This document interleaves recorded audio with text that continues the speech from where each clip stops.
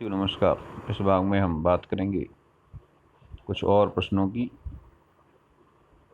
जो प्रश्न पिछले भाग में कंटिन्यू था वो आगे और कंटिन्यू करते हैं इसको। एरोमेटिक एमीन एलिफेटिक एमीन से प्रबल क्षारकीय होती है, इसको समझना था। तो जैसा कि आप उसमें पढ़ चुके हैं, जो एलिफेटिक एमीन्स होती हैं उसमें प्लस आई प्रभाव के कारण अमोनिया जो नाइट्रोजन परमाणु हैं उस पर इलेक्ट्रॉन युग्म की उपलब्धता बढ़ जाती है। इसके कारण वो प्रोटॉन से जुड़ करके और अमोनियम आयन जो बनता है वो सिग बन जाता है और वो आवेश के वितरण में संतुलन करके स्थायी भी हो जाता है, क्योंकि जो प्लस आई प्रभाव होता है उसके कारण एल्किल समूह इलेक्ट्रॉन को अपनी ओर से नाइट्रोजन की तरफ धकेलता है, जिससे जो नाइट्रोजन पर धनावेश बना होता है उसमें आंशिक कमी हो जाती है। इसके कारण जो अमोनियम आयन है वो स्थायी हो जाता है। इसके विपरीत यदि हम एरिल एमीन की बात करें, जैसे कि एनिलीन का उदाहरण लेके यहाँ पर समझ सकते हैं, उसमें नाइट्रोजन सीधे सीधे बेंजीन रिंग से जुड़ा होता है, और जब बेंजीन रिंग से जुड़ा होता है और जो एनिलीन यानी कोई एरोमेटिक एमीन है वो अनुनाद के द्वारा स्थायित्व प्राप्त करता है। और इसकी हम अनुनादी संरचनाओं को देखते हैं तो इनमें 3 अनुनादी संरचनाएं ऐसी होती हैं जिनमें नाइट्रोजन के पास इलेक्ट्रॉन पेयर नहीं होता है, उसके पास धनावेश होता है। जबकि केवल 2 संरचनाएं ऐसी होती हैं जिनमें नाइट्रोजन के पास लोन पेयर होता है। जो कि जो वो लोन पेयर है जो प्रोटॉन के लिए उपलब्ध होता है वो केवल 2 संरचनाओं के पास रहता है।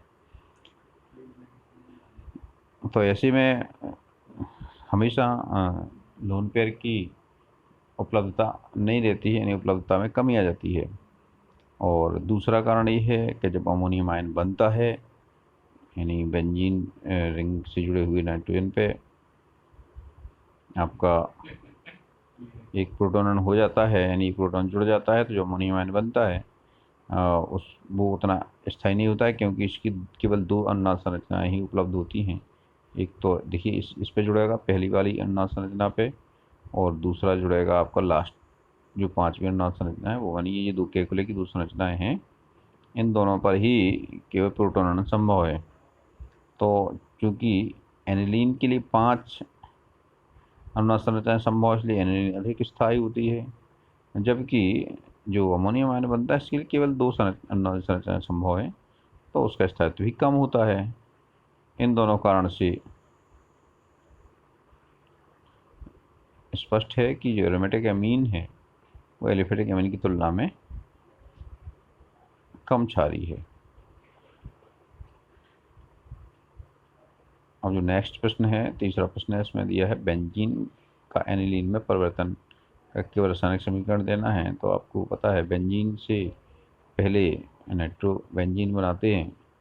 नाइट्रोबेंजीन बनाने के लिए हमें इसका नाइट्रीकरण करना होता है, और नाइट्रीकरण बहुत आसान प्रोसेस है। कंसनट्रेटेड HNO3 और H2SO4 को हम 333 केल्विन तक गर्म करते हैं, उससे हमें नाइट्रोबेंजीन प्राप्त होती है। और नाइट्रोबेंजीन का हम शेडमायर अपक्रिया के द्वारा लोहे चूर्ण या टिन और HCl से क्रिया करा के और एनिलीन प्राप्त करते हैं, या फिर नाइट्रोबेंजीन की पैरेडियम उत्प्रेरक की उपस्थिति में अपचयन करा देते हैं, तब भी एनिलीन प्राप्त होता है।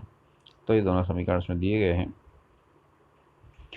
चौथा प्रश्न है कार्बोलैमिन अपक्रिया का रासायनिक समीकरण देना है। तो जो कार्बोलैमिन अपक्रिया है वो आप पढ़ ही चुके हैं। जब प्राथमिक एमीन क्लोरोफॉर्म तथा एल्कोहलिक पोटेशियम हाइड्रोक्साइड से क्रिया करती है तो दुर्गंध युक्त कार्बोलैमिन यानी आइसोसाइनाइड बनता है।